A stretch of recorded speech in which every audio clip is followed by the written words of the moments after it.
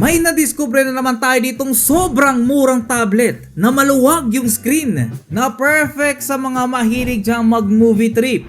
Guys, eto nga ang Lumos tablet na bundle na siya. Na eto nga siya sa actual at wow. Dahil sa IPS yung screen niya, perfect pang movie trip. Kaya syempre, before we start, let's unbox this.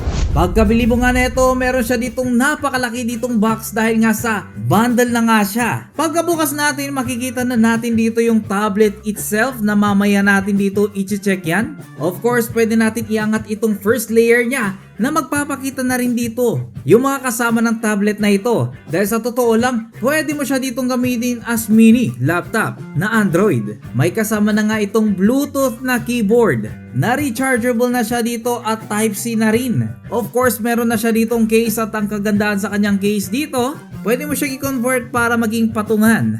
Meron din siya ditong kasamang quick start guide na hindi na natin check yan.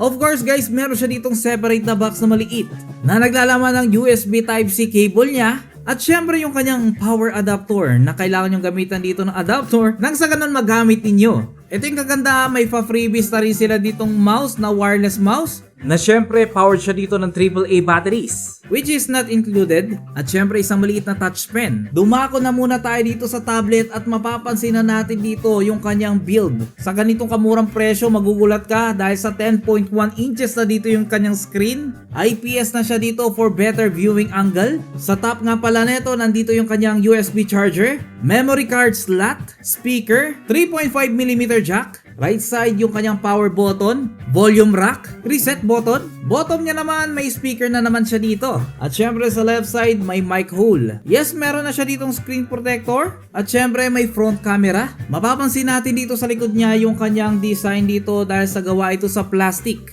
May kakaiba lang na texture kapag hinimas-himas natin dito. Sa likod niya makikita natin dito na meron pala itong dalawang camera, 2 megapixel at 8 megapixel. Na syempre pwede na rin at ito nga yung kuha ng kanyang rear cameras. At ayun nga, video test nitong tablet. Ito yung rear camera niya at what do you think? Ayun, nag-harvest tayo dito. Yes sir! At front camera. Ay actually guys, nasa rear camera pa rin tayo dito. Hopefully okay na pipick up dito yung audio natin. Sana okay. What do you think? Idagdag na rin natin dito yung front para sa mga gustong mag-video call gamit ito. At syempre sa mga gusto ng video call, ayan, okay naman.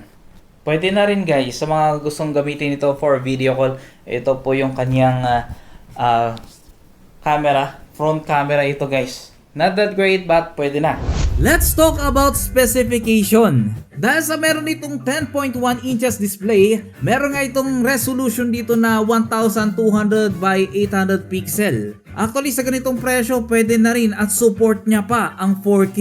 Siyempre IPS display na siya dito na meron ditong total of 8GB of RAM, 4GB RAM at another 4GB for expansion. So 8GB RAM. Sa storage niya meron itong 64GB na pwede mong salpakan ng memory card kung gusto mo. Running na nga ito ng Android 14 at support niya dito ang Bluetooth 5.0. Kasama na rin dito yung Wi-Fi 6 niya. Sa battery naman niya meron itong 6,000 mAh na up to 8 hours nga dito yung running time niya. Syempre guys, alam ko yung unang itatanong nyo kung pwede ba siya dito sa games. Pwede siyang pang games pero hindi lahat kaya niya. Yung mga basic games dito like Hill Climb 2 ay pwede dito. Playable naman siya dito at nagre-response naman lahat ng mga controls niya. Sinubukan na rin natin dito yung Subway Surfer at let me know in the comment section kung what do you think. Other basic games kaya namang ira ng tablet na ito. Pero kung gusto niyo yung mga medyo mabibigat na games, lalo na kung gusto mo high graphics na games, medyo hindi to para sa'yo. Kapag naglaro ka dito kasi ng Mobile Legends, okay naman siya, playable, medyo mapapansin lang natin dito na may frame drops. Kaya naman mas maganda kung lalaroin mo yung Mobile Legends dito, babaan mo na lang dito yung settings. Pati rin yung graphics niya. Actually guys, for entertainment kasi nakabuild itong tablet na to. Perfect siya sa panonood dito ng mga Netflix, mga YouTube videos. Perfect nga ito kung mahilig kayo dito mag-karaoke, na mag-search kayo sa YouTube para makita nyo yung mga lyrics dito at i-connect nyo na lang yung tablet na ito sa speaker para nang sa ganon makapagkanta-kanta kayo lalo na pag may mga okasyon. Pwede rin ito sa kids learning. Like yung mga application ngayon sa mga bata para nang sa ganon matuto sila. Pwede ito pero make sure huwag nyo masyadong ibabad yung mga anak nyo sa tablet. Yes, pwede mong gamitin dito yung keyboard at mouse niya para makapag-edit dito ng mga office apps like WPS na app. Pwede ka mag-encode, pwede ka mag-type. Gamitin mo na lang yung keyboard na libre. Of course, may mouse na rin siya. At syempre, itong maliit na pencil nito, actually nagre-respond naman siya. Kaya kung may mga nilalaro ka dito like yung paint na games, pwede mong gamitin itong lapis na to. Perfect ito sa mga bata na gusto magkulay-kulay, mag-practice magkulay. Idagdag lang natin kadalasan ng mga nagtatanong sa atin kung pwede pa yung mga tablets sa Roblox. Syempre guys, magpapakita tayo dito ng video sample ng paglalaro natin dito ng Roblox.